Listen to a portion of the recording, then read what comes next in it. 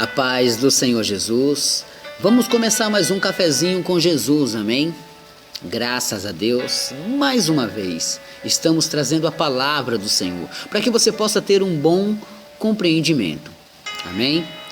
Quero que você venha entender, é lógico, né, irmãos? Eu oro a Deus, mas quero que vocês venham entender a palavra que o Senhor tem me dado e que cada dia possa servir para você. Se puderes guardar, será útil. Se não puderes, paciência. Mas é muito bom ter uma palavra esclarecida que possa te explicar, te ensinar, e dessa maneira você sempre terá como não errar. Amém? Abre a sua Bíblia em Juízes 14, lá no comecinho da Bíblia. Depois de Josué, você vai encontrar Juízes. E aí lá em Juízes você vai procurar o capítulo 14. O capítulo 14 eu vou ler do 1 ao 3, mas eu vou esmiuçar um pouco mais, tá? Mas é que o tempo não vai dar para me ler ele todo. Depois você medite na sua casa. O casamento de Sansão. É até estranho eu ter dado uns estudos sobre casamento, de conservar o casamento, mas aqui eu vou falar de um casamento estranho, um casamento errado. Tudo começou mal. Então, vamos compreender. Vamos lá? Juízes capítulo 14, verso 1 ao 3, somente esses 3 versículos, diz assim, ó. E desceu Sansão a Timnate, e vendo em Timnate uma mulher das filhas dos filisteus, subiu e declarou a seu pai e a sua mãe. E disse, vi uma mulher em Timnate, das filhas dos filisteus, agora, pois, tomai-ma por mulher. Porém seu pai e sua mãe lhe disseram, não há porventura mulher entre as filhas de teus irmãos, nem entre todo o povo, para que tu vás tomar mulher dos filisteus, daqueles incircuncisos? E disse Sansão a seu pai, tomai-me esta, porque ela agrada aos meus... Se você está com a Bíblia aberta, você sabe o que eu estou dizendo. Vou tomar esta mulher porque ela agrada aos meus olhos. Pois bem, vamos falar de olhos. Quero que você compreenda bastante esse assunto. Quero que você entenda bastante esse assunto, porque ele não é complexo, não. Mas ele pode ser a razão de muitos males sobre a sua vida. Amém? Eu prego, eu dou estudo, eu ensino, mas tudo com a sabedoria divina, porque a sabedoria humana não vale nada, meus irmãos. A sabedoria humana é muito pouca, muito fraca para se misturar com as coisas de Deus. Então temos que ter para as coisas de Deus somente a sabedoria divina, né? Então eu peço que a sabedoria divina seja derramada agora sobre você, para que você possa compreender melhor. Ei, você, dona de casa, às vezes os seus olhos te enganam. Você, rapaz, você mesmo, seus olhos às vezes te enganam. Você, mocinha, que não quer nada com Deus, seus olhos te enganam. Você, homem de casa, varão, seus olhos têm te enganado. Temos que tomar muito cuidado com os olhos. Por quê? Porque eles podem fazer-nos tropeçar. Eu vou contar uma pequena história para você. Eu quero que você compreenda bem essa história, tá bom? A história de Sansão. Talvez todo mundo só sabe falar o bem, mas vou falar a parte má para você entender a falha de Sansão, amém? Os olhos impuros podem muito bem, irmãos, causar esse tipo de destruição que eu estou dizendo agora. Vamos lá, vou te contar uma pequena história. Manoá e sua esposa era estéril. E o inimigo da época, na verdade, eram os filisteus. Então os filisteus castigavam o povo, né? E Manoá tinha uma esposa, mas ela era estéril, então ele não tinha filhos. Aí nasce a promessa de um juiz que libertaria o povo do opressor. Quer dizer, quem era o opressor? Os filisteus. Os filisteus estavam oprimindo eles. E Deus promete um filho, mas logo de uma mulher estéril. O anjo que aparece a Manoá pergunta seu nome. O anjo apareceu a Manoá e Manoá pergunta o seu nome, né? O Manoá perguntou para ele, qual que é seu nome, anjo? E ele disse, por que pergunta meu nome, sendo que é maravilhoso? Ele respondeu que o nome dele era maravilhoso. Poderia ser uma aparição de Jesus, tá entendendo? Pois em Isaías capítulo 9, verso 6, diz que o nome do Senhor será maravilhoso, conselheiro, Deus forte, Pai da eternidade, príncipe da paz. Quer dizer que Jesus é maravilhoso. Então, poderia até ser Jesus ali. Mas não vamos debater esse assunto não. A criança nasce, cresce e se perde. A criança se perde. Sansão se casa com uma mulher, filha dos filisteus. O plano de Deus foi abandonado. Todo o plano de Deus, porque ele era nazireu, não podia cortar os cabelos, era um homem escolhido para crescer e ser juiz. Era muito forte, muito famoso. Porém, casou com uma mulher estranha. Mas essa mulher é morta pelos próprios filisteus. Mais para frente, Sansão agora se apaixona loucamente por uma mulher chamada Dalila, uma meretriz, que significa prostituta. Ele se apaixona por essa mulher e agora ele quer essa mulher de qualquer maneira. Os seus olhos, que foi posto sobre ela, ele fica obcecado por ela. E aí começa a nossa história. E aí Sansão, filho de Manoá, da tribo de Dan, o mais forte já conhecido, Sansão se apaixona tanto que conta para ela os seus segredos. Um detalhe muito importante, que a tradução do nome Dalila significa frágil, fraca. Então, olha só como que ficou. O forte foi enganado e perdeu para o fraco. O fraco derrotou o forte. Olha só. Nessa situação aqui, ele conta para ela um segredo, porque ela quer saber de onde que vem a força dele. Ele fala, é assim assado, é assim assado, é assim assado. Ela fica chateada, de repente ele fala, tá bom, se raspar minha cabeça, pronto, perdi minha força. Porque estava nas tranças, pronto. Aí ela vai, chama um homem. E com aquele segredo, ela põe fim toda a força de Sansão.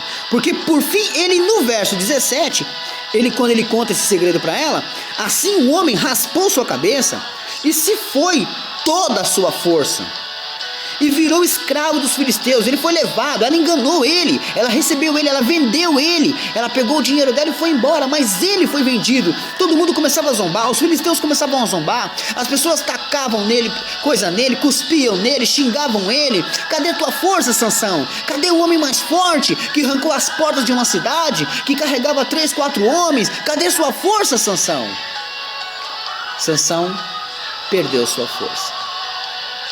Sansão estava derrotado.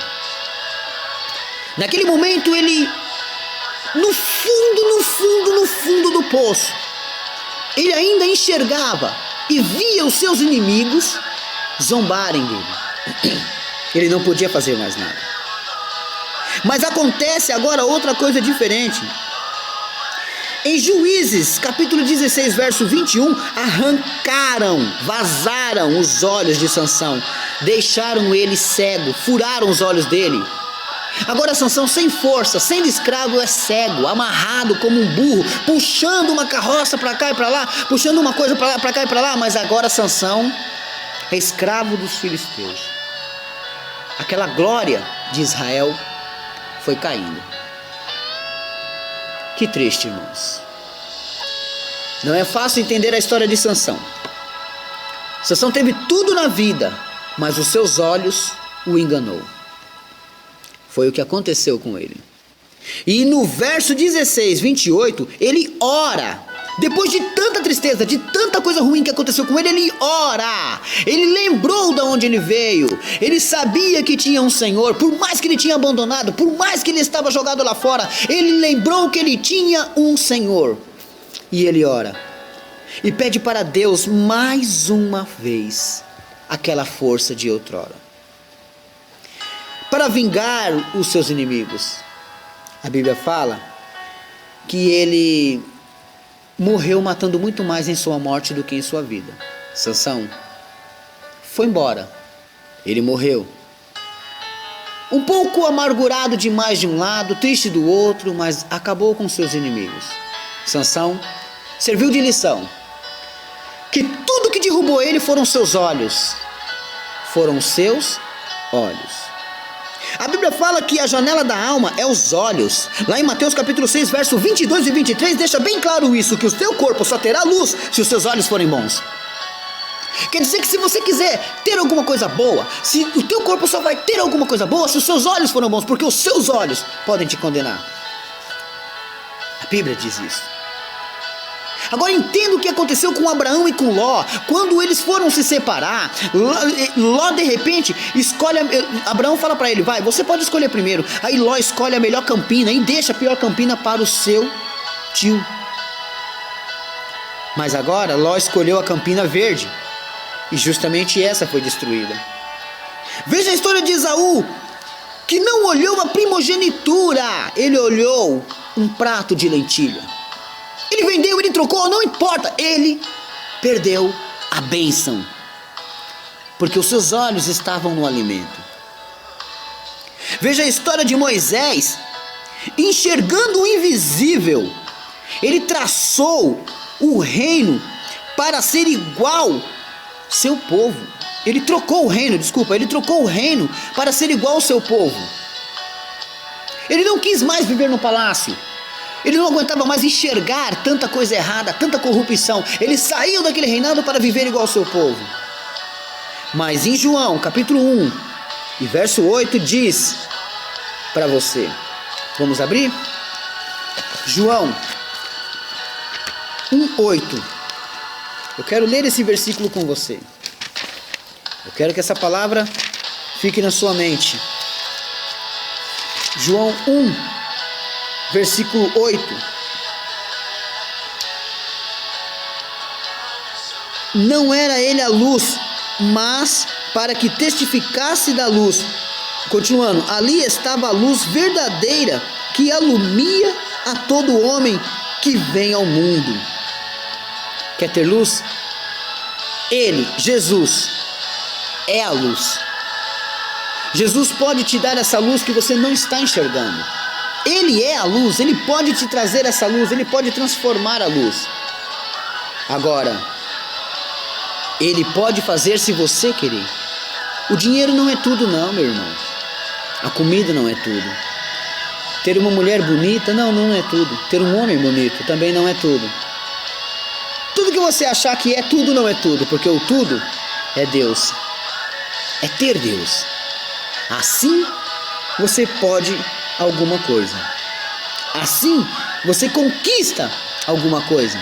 Jó disse que fez concerto com os olhos dele. Lá em Apocalipse, Jesus fala do colírio dele. Temos que tomar cuidado aonde colocamos os nossos olhos, porque a mulher de Ló virou para trás e virou uma pedra de sal. Por que os seus olhos? E começou a olhar a cidade de novo. Repare, irmãos, que a história de Sansão serve de lição para que nunca mais venhamos a perecer com os nossos olhares. Cobiçais pelos olhos e nada tendes. Então procura, irmãos, vigiar com os seus olhos. Lembra de Mateus 6, 22 e 23. Seu corpo só terá luz se você botar os seus olhos em coisas boas. A Bíblia deixa muito claro que às vezes olhamos as coisas erradas, escolhemos as coisas erradas. Lembra de Samuel? Samuel foi escolher um rei para Israel. E de repente ele escolhe quem? Os mais fortes, os mais bonitos, os mais experimentados na guerra. Mas não eram aqueles que Deus estava escolhendo. E aí o que acontece? Acontece que eles perecem porque não conseguiram a verdade, não conseguiram escolher o certo. Se Samuel tivesse escolhido aqueles homens, Israel estava perdido. Mas Deus interviu, Deus entrou na hora e disse, não, eu não vejo como o homem vê. E aí Deus escolhe para que eles possam ver que o mais pequenininho, aquele que estava ali, que ninguém dava nada por ele, era onde tinha o desejo do Senhor. É onde Deus tinha um plano, é onde Deus podia fazer alguma coisa. Aquele garoto franzino se tornou mais tarde um grande rei de Israel, o rei Davi, aquele que eu entrevistei uns dias atrás aí. Amém? Irmãos, essa é a mensagem que eu deixo ao seu coração. Peço a você que venha meditar, que venha aprender e tomar muito cuidado com os seus olhos. Não cobice. Tome cuidado. Amém?